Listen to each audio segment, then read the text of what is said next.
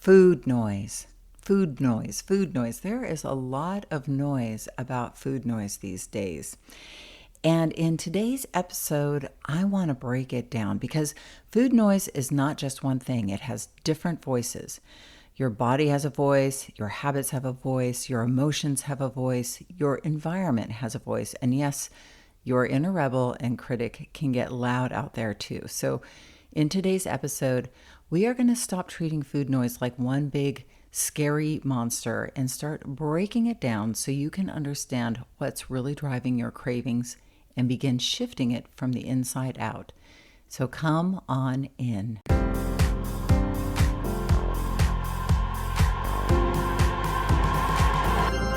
Did you know that our struggle with weight doesn't start with the food on your plate or get fixed in the gym? 80% of our weight struggle is mental. That's right. The key to unlocking long-term weight release and management begins in your mind. Hi there, I'm Rita Black. I'm a clinical hypnotherapist, weight loss expert, best-selling author, and the creator of the Shift Weight Mastery process. And not only have I helped thousands of people over the past 20 years achieve long-term weight mastery, I am also a former weight struggler, carb addict, and binge eater. And after 2 decades of failed diets and fad weight loss programs, I lost 40 pounds with the help of hypnosis. Not only did I release all that weight, I have kept it off for 25 years. Enter the Thin Thinking podcast, where you too will learn how to remove the mental roadblocks that keep you struggling. I'll give you the thin thinking tools, skills, and insights to help you develop the mindset you need, not only to achieve your ideal weight, but to stay there long term and live your best life. Sound good? Let's get started. Hello, welcome. Come on in and have a seat. And if it sounds a little noisy in here today, I am so sorry, but we are talking about food noise. And as you probably know, food noise can be very loud. It can feel like a whole rock concert going on inside your head. What should I eat? What shouldn't I eat? Is there something sweet in the house? Why am I thinking about food again when I was so good all day? I just ate. Why do I feel hungry? Maybe I'll just have one bite. Maybe I'll start over tomorrow. And then that noise gets loud enough, it can start to feel like food has more power than you do. So today, I want to help you look at food noise in a very different way. Because food noise has gotten a big reputation in the past months, the past years. It's this sort of catchphrase, really. It's an umbrella phrase for several different things happening in your body, your brain, your environment, your habits, your emotions, and your subconscious mind. And this is important because when we see food noise as one giant monster, we can feel like victims of it. We can think like, what's wrong with me? Why can't I control myself? Why do I keep doing this when I know better? But when we can slow it down and look underneath the lid, we begin to see what is actually driving the noise. Is my body needing steadier fuel? Is this a cue in my environment? Is this an old habit loop? Is this an emotional need asking for comfort? Is this my inner rebel reacting to restriction or diet thinking? Because once you can name the noise, you can begin to work with it. And that was such a huge piece of my own journey. For years and years, when I struggled with my weight, I struggled with lots of food noise. Not just once in a while. It could start the moment I woke up and follow me all through the day. Food thoughts, cravings, planning, negotiating, feeling good, feeling bad, promising myself I would start again tomorrow. But things began to change when I stopped seeing food noise as some mysterious force that I had no control over and started understanding what was actually driving it. And I learned how to stabilize my hunger. I learned how to work with my body instead of fighting it. I learned how to clean up my environment so I was not constantly being cued and triggered. And I learned how to listen to the emotional and mental patterns underneath the urge to eat. And that's what I want you to understand today. It is absolutely possible to begin turning down the volume on food noise naturally. But the first step is getting clear on which kind of food noise is speaking. So today we are going to look at 5 types of food noise that may be driving your cravings, your trigger foods, your late night kitchen wanderings, carb and sugar fixation, or that endless mental chatter about what you ate or what you shouldn't have eaten and when you were going to start again. So today with our session, we are going to get started, and I am also going to share with you how we can take this even deeper inside my upcoming one-day online retreat called Mastering Food Noise. I am so excited about this event. It's an all-day retreat online, and we're going to slow the food noise down and look at the 3 main places food noise comes from: your body, your environment, and your mind. Because as we are discussing today, it's not just one thing. And when you can identify it and you can start to really take care of these things, and inside the retreat, I'll help you identify your own food noise patterns, give you practical tools, coaching, hypnosis, closed-eyed processes, meditations to begin really mastering food noise and turning down the volume all the way. The retreat, like I said, it's called Mastering Food Noise, and it is going to be happening Sunday, July 19th, 2026, from 9 a.m. to 4:30 p.m. The link is in the show notes. And if you want, you can go to www.shiftweightmastery.com/noise to learn more as well. The retreat will also be recorded and turned into a program inside our Kajabi library, which is our online course portal. And then you can access your course from your desktop, your tablet, or your phone. And we also have a mobile app. So your course will always be easily accessible and easy to use, and you will have it for life. So you can revisit the hypnosis, the meditations, and the tools again and again. And this retreat is really designed to help you, like I said, understand and turn down the food noise. So check it out. Like I said, www.shiftweightmastery.com/noise. Or check out the show notes. And now, today, I do want to dive into the 5 main food noises and how to be the boss of them instead of them bossing you. The first one I would say is body noise. The hunger, blood sugar swings, carb cravings, protein needs, hormone shifts, sleep issues, biological signals that can really make food feel loud. The second one is cue noise, environmental triggers that wake up food thoughts, seeing food, smelling food, walking into the kitchen, sitting in front of the TV, etc., etc. Habit noise is the third one, automatic patterns in your brain that have been learned, like nighttime snacking, picking while you're cooking, finishing what's on your plate. The fourth one would be emotional noise, when food becomes a way to soothe, comfort, reward, numb out, take the edge off. And the fifth one is diet and rebel noise, the mental chatter that comes from restriction, guilt, perfectionism. I was good, I was bad, I blew it, I'll start over tomorrow. And that inner rebel part of us that pushes back when we feel controlled or deprived. So those are the 5, and I want you to notice something right away. Those are very different noises. Because needing steadier fuel in your body is very different from being triggered by the cookies on the counter. And being triggered by the cookies on the counter is very different from eating at night, because that is what your brain has practiced for years. And that is different from eating because you're lonely, stressed, bored, or exhausted.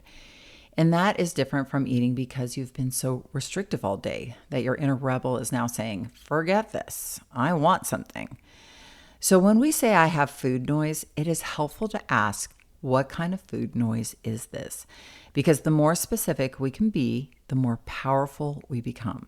We're no longer the victims of thinking about food all day long. We can begin to look underneath the lid and say, okay, what is actually driving this? And what is the right tool for this particular kind of noise?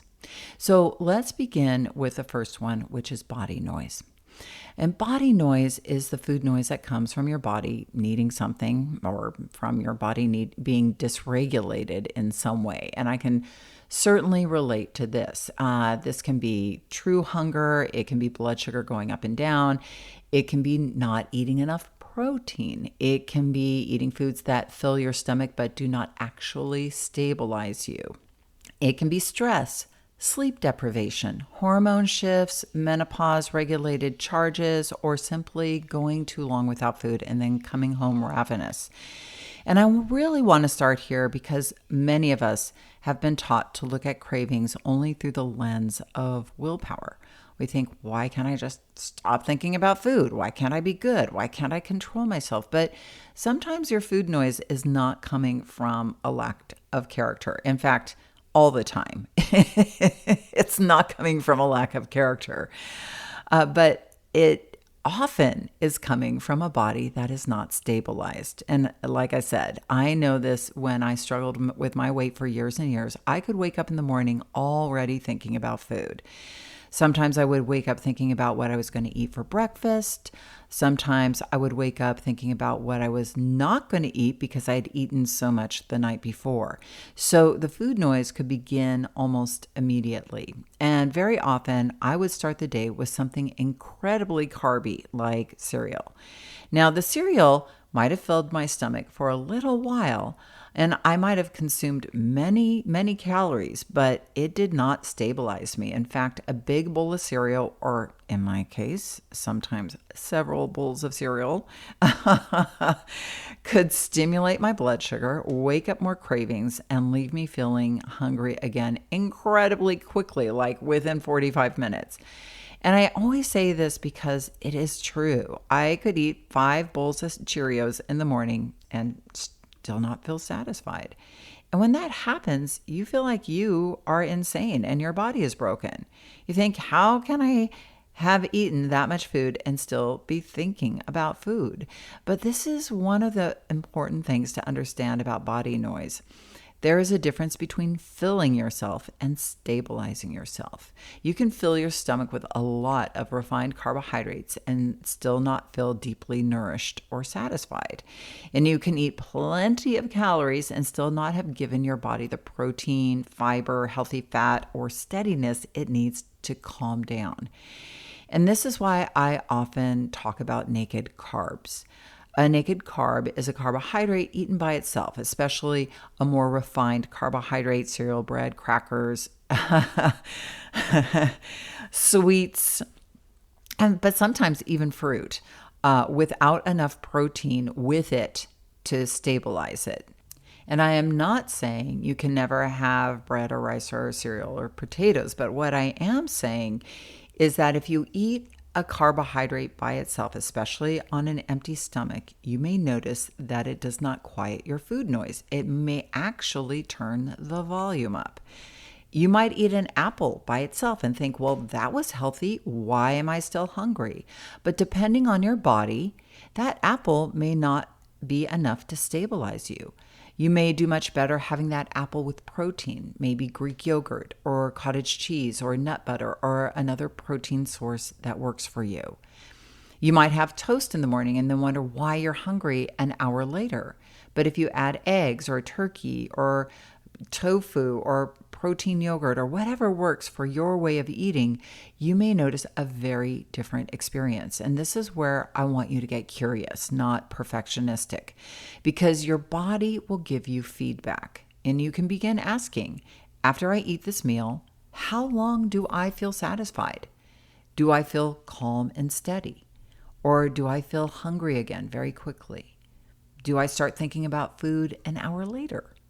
Do I feel like I need something sweet? Do I feel like my brain is still searching? That information is gold, because one of the first ways to begin managing food noise is to notice what your food noise does after you eat. If a meal technically has calories but does not keep you satisfied, that's useful information. If a snack wakes up more hunger than it quiets, well, that's useful information. And if you eat something on an empty stomach and then find yourself thinking about food for the next 2 hours, that is helpful.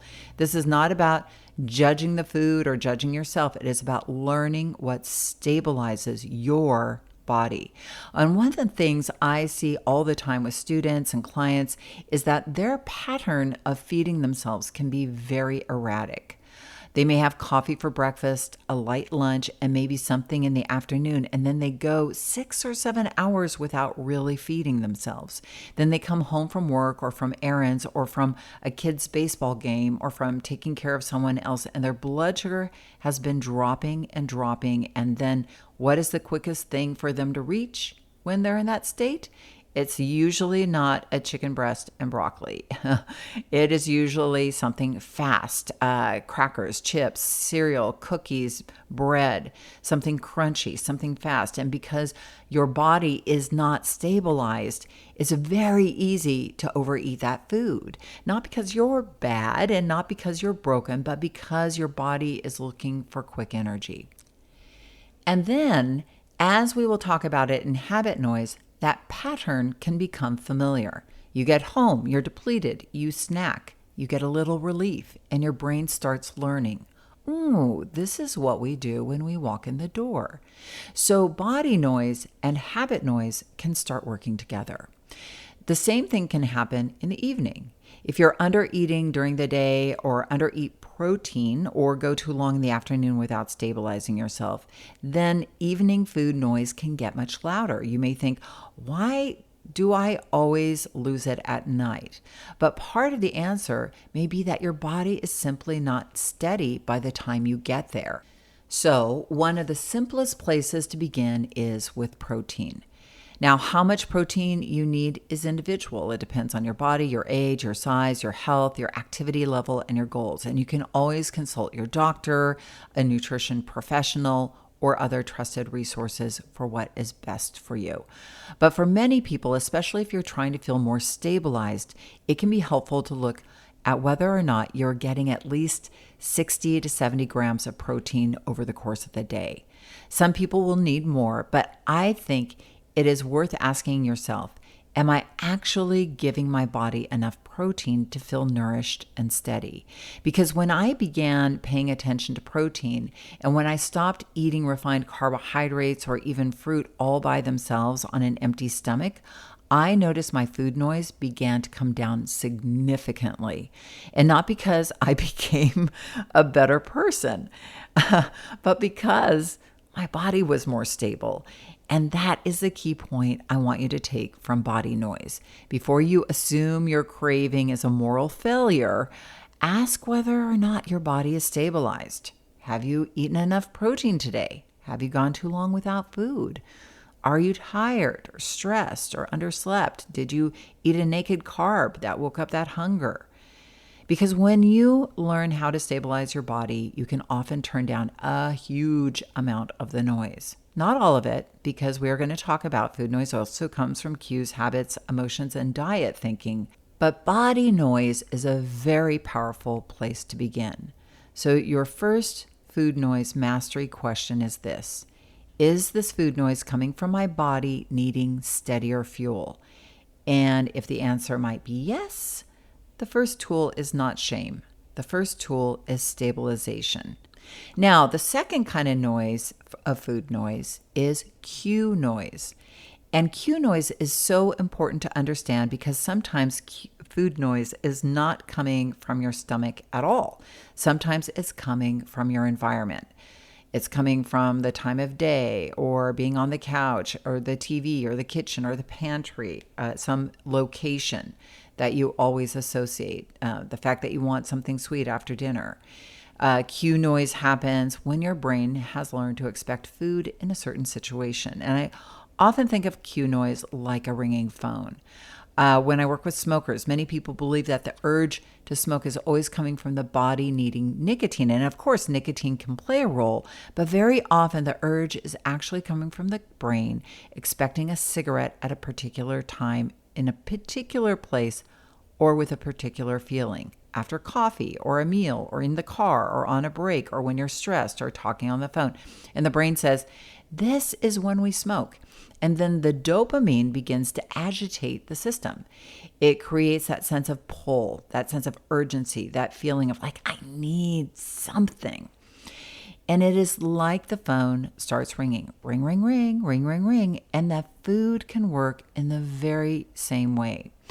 So let's say you've gotten into the habit of sitting on the couch after dinner and, a few minutes into the night or a half hour or an hour, you are used to getting up and making popcorn. And now maybe the popcorn itself is not the biggest problem, but maybe for you, the popcorn opens the door. It leads to yogurt-covered pretzels, and then the yogurt-covered pretzels lead to ice cream, and the ice cream leads to standing in the kitchen wondering what else is there. And then suddenly, what started as just popcorn has become the whole evening of a food noise concert. So there you are, sitting on the couch, watching TV, trying to be good, and all of a sudden, the phone starts ringing. Ring, ring, ring. The popcorn is in the cupboard. Ring, ring, ring. You're trying not to think about it.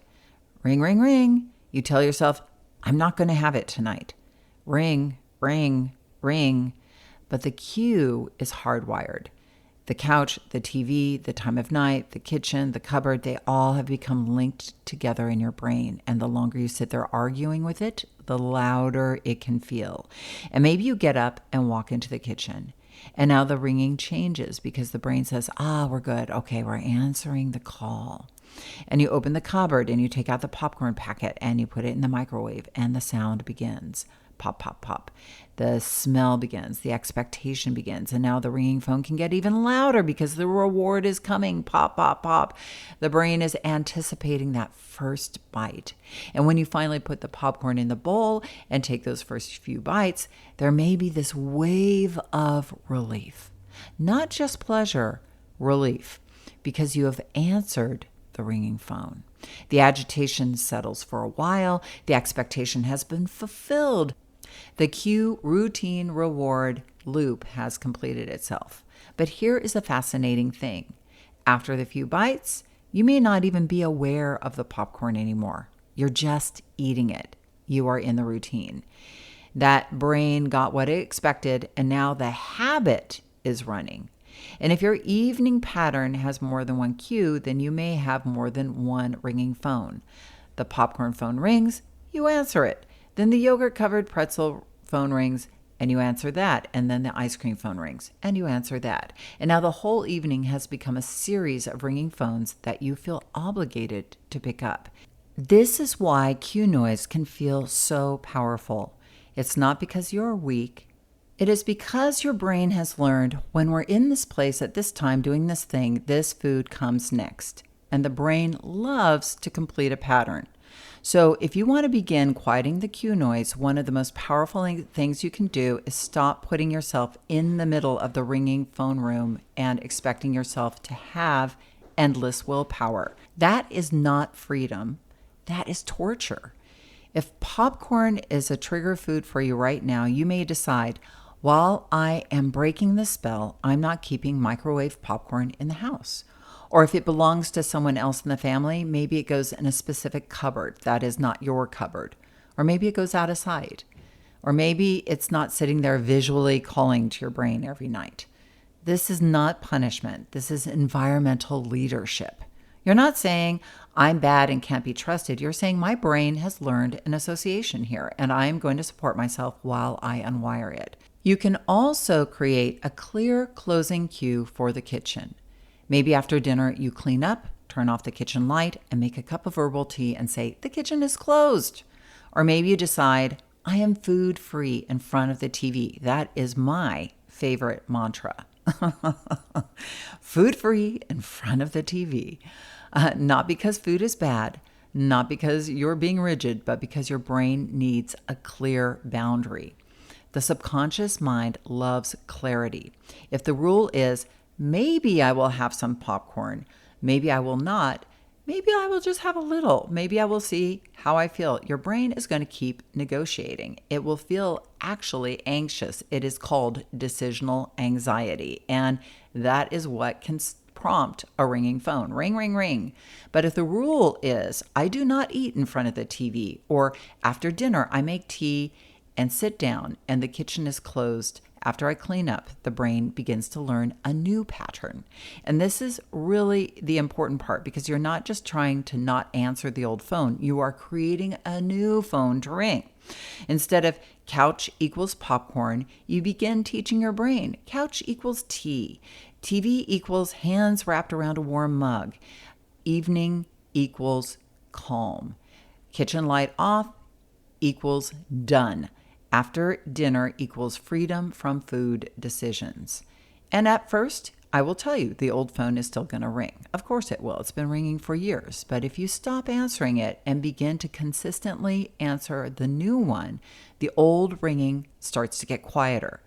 The brain begins to learn, oh, this is what we do now.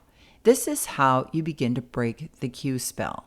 Not by shaming yourself, not by testing yourself against trigger foods every night, not by sitting in front of the TV with the popcorn in the cupboard and hoping you magically become someone else. You break the cue spell by changing the environment, creating a new routine, and giving your brain a clear, repeated signal.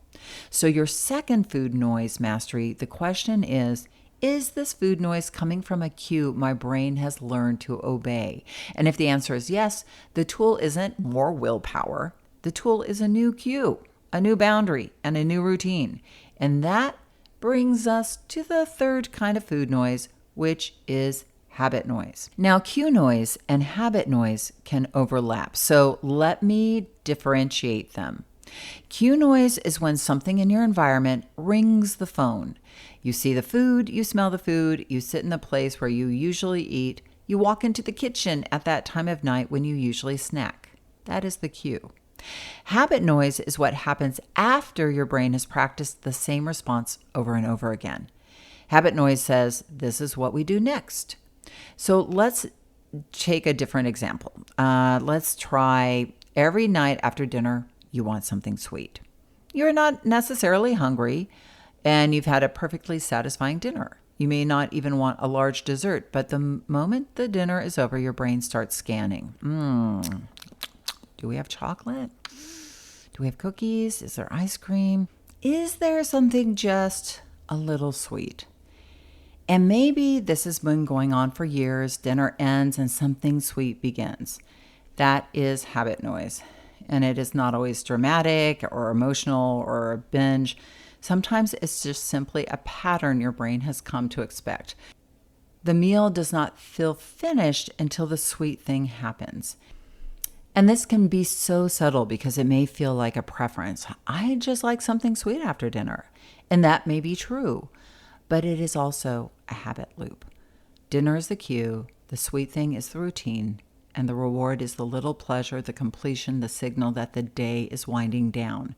And once the brain has practiced that enough times, it starts to feel like a need, not because your body necessarily needs sugar, but because your brain expects the sequence to be completed. So with habit noise, the tool is not to argue with yourself for 2 hours. The tool is to change the sequence. If dinner has always ended with something sweet, you may need to create a new ending.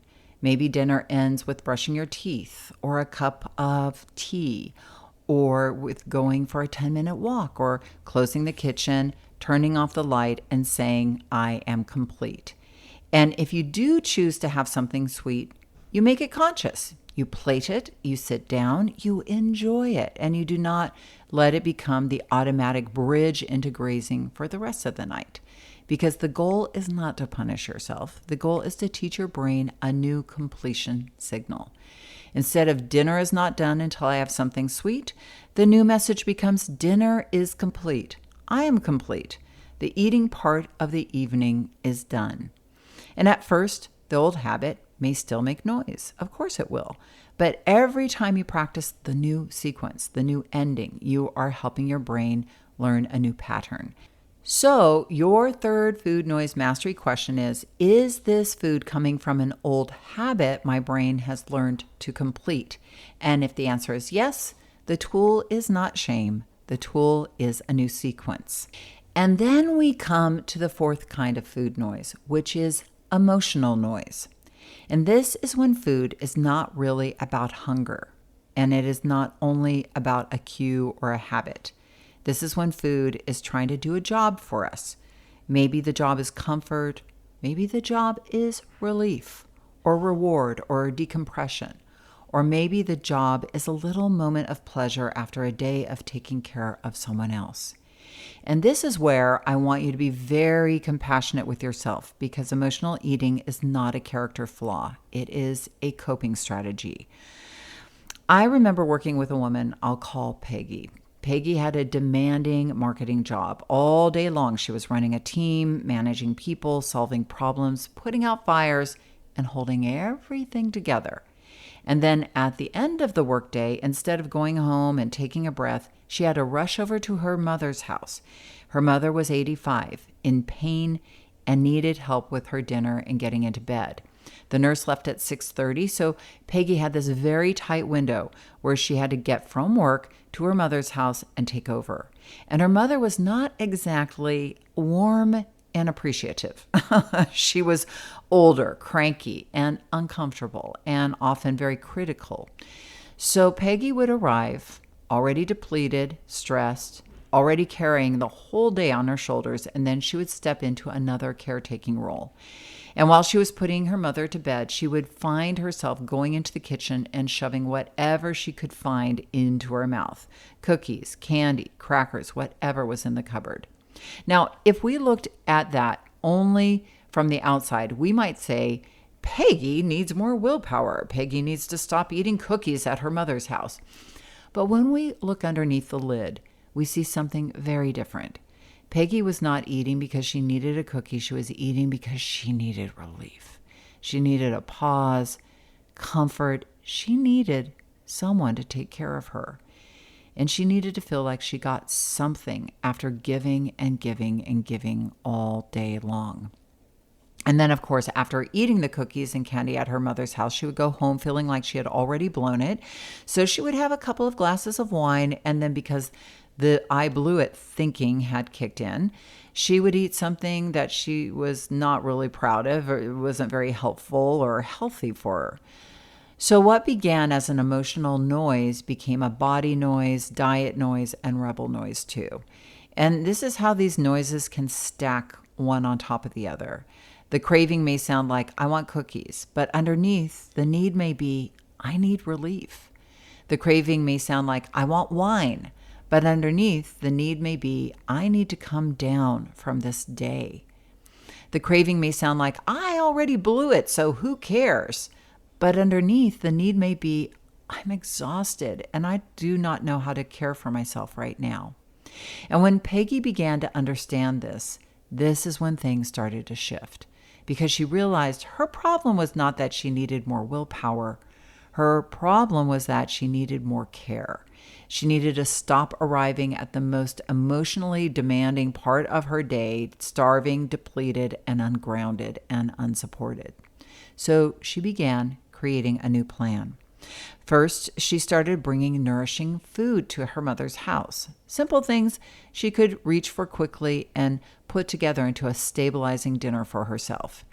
Instead of being at the mercy of whatever cookies and candies were in her mother's cupboards, she had protein and nourishing food available that helped stabilize her body instead of stimulating her carb brain and making her want more and more and more.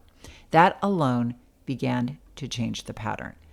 But she realized she also needed emotional nourishment.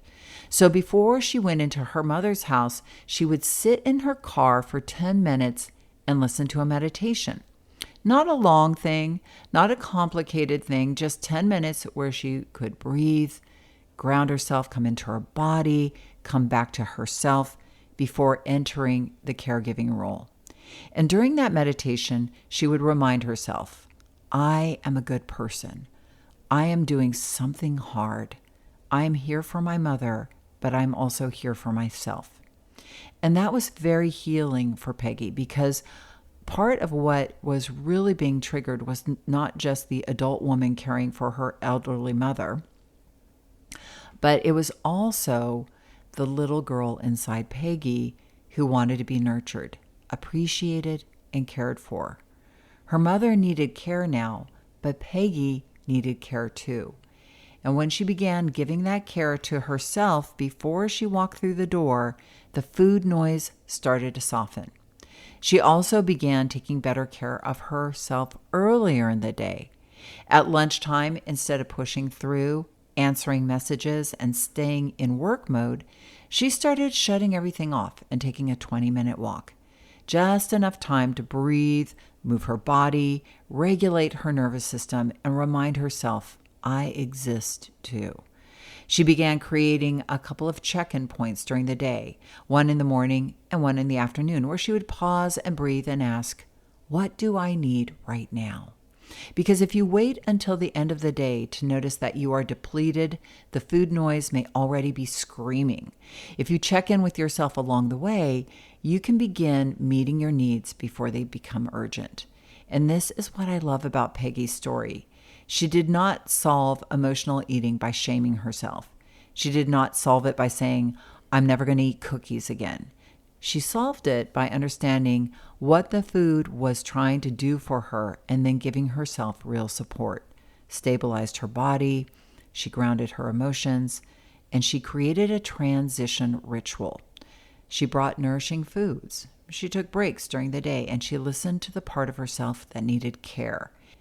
As she did that, she was able to go to her mother's house, help her mother, eat a nourishing meal, go home, skip the 2 glasses of wine that were disrupting her sleep, and actually end the day feeling more cared for instead of more depleted.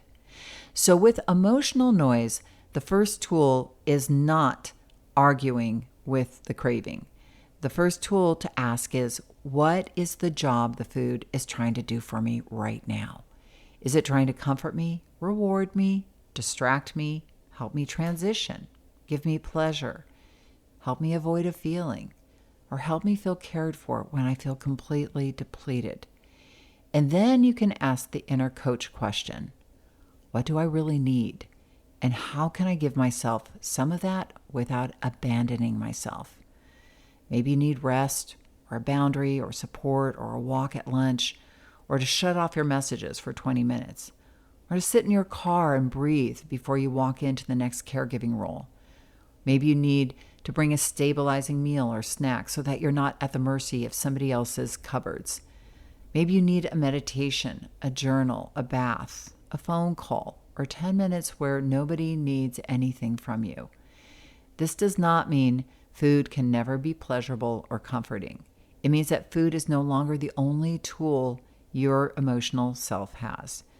So your 4th food noise mastery question is this food noise coming from an emotional need that is asking to be cared for? And if the answer is yes, the tool is not shame. The tool is compassionate listening and giving yourself another way to receive comfort, relief, care, or support. And finally, we come to the 5th kind of food noise, which is diet noise, or what I often think of as rebel noise. And this one is sneaky because sometimes it sounds like discipline. It sounds like, I have to be good today. I can't have that. I shouldn't eat that. I already blew it. I was so bad last night. I'll start again tomorrow. I'll start again on Monday. This is my last chance before I get back on track. Now, on the surface, that might sound like you're trying to take control, but underneath, it can actually be creating more noise. Because when the inner critic gets very loud, when it starts shaming you and restricting you, judging you, telling you you have to be perfect, guess what? That inner rebel often wakes up. And the inner rebel says, oh, really? You are going to control me. You are going to deprive me. You are going to tell me I can never have that again? Well, watch this. And now the food noise gets louder. Not because you're weak, but because part of you is pushing back against feeling trapped, punished, or deprived. This is why so many people can be good all day and then feel like a completely different person at night. The 12% conscious mind says, we are going to be perfect today. But the other 88% subconscious mind says, I do not feel safe. I do not feel satisfied or heard, and I don't want to be controlled. And then the negotiation starts. Maybe just one bite. Maybe I'll just have it now and then start fresh tomorrow. I already ruined the day anyway. I should eat the rest so it's not here tomorrow. This is my last chance before I get really serious. That is not just craving. That is diet noise. That is the old diet mentality turning food into a moral dilemma. Good food, bad food. Good day, bad day. On track, off track. Perfect, ruined. And when you live inside that drama, food gets louder and louder because every choice feels loaded with shame and rebellion and fear or urgency. So let's say someone has been very strict all day. She skips breakfast because she ate too much the night before. She has a good angelic little salad for lunch, and then she tells herself she can absolutely not have carbs. She absolutely cannot have sugar or mess up. And then by the evening, her body is underfed, her brain is tired, and emotions are worn down, and her inner rebel is furious. She sees one cookie and suddenly it's not just a cookie, it's freedom, relief, rebellion, comfort, and it's the thing she's not supposed to have. And once she eats it, the inner critic jumps in and says, well, you blew it. And then the inner rebel says, fine, if we blew it, then let's really blow it. And that is that start over cycle. And so I want you to hear this clearly. The problem is not that you need more shame. And the problem is that shame and rebellion have been running the show. And this is where your inner coach comes in. Because the inner coach doesn't say, you're bad, you failed, you start over. The inner coach says, okay, let's pause. Let's take a breath. And what's happening? What do you really need? What can we take care of?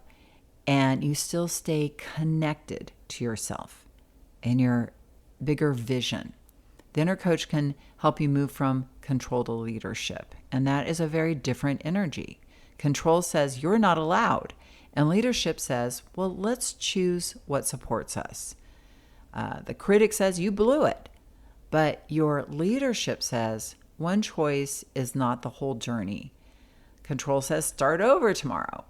And leadership says come back right now. Let's just figure this out. Let's just keep moving forward. And that is how we begin quieting diet and rebel noise. We stop making food a moral dilemma and a battleground. We stop making every craving mean something terrible about us. And we stop handing the microphone back and forth between the critic and the rebel. We start practicing that new voice, the inner coach. So with diet and rebel noise, the first tool is to listen for the language of all or nothing thinking. Good or bad, all or nothing, right or wrong. Because if the answer is yes, am I saying I was being good or bad? Am I being so restrictive that some part of me wants to rebel? Am I promising to start again tomorrow instead of sticking with myself right now? The tool is not more punishment. The tool is leadership. I do not need to start over tomorrow. I can stay with myself now. I can just keep moving forward. One choice doesn't define me. I do not need to rebel against myself. I can lead myself. And this is how we begin turning down this fifth kind of food noise, not by becoming rigid, but by becoming more connected, more honest, more compassionate, and more skillful. So your fifth food noise mastery question is the food noise coming from restriction, guilt, rebellion, or start over tomorrow thinking? And if the answer is yes, the tool is not shame. The tool is your inner coach. So those are the 5 noises I want you to begin listening for. Body noise. Does my body need steadier fuel? Cue noise. Is my environment ringing the phone? Habit noise. Is my brain running an old script? Emotional noise. Is food trying to meet an emotional need? Diet and rebel noise. Is restriction, guilt, or start over tomorrow thinking making this louder? And I hope you can see why this matters, because food noise is, like we said, not just one big giant monster. It is not that big mysterious force that has more power than you do. It's made up of all these different components. And when you identify which noise is speaking, you can choose the right tool. You can stabilize yourself.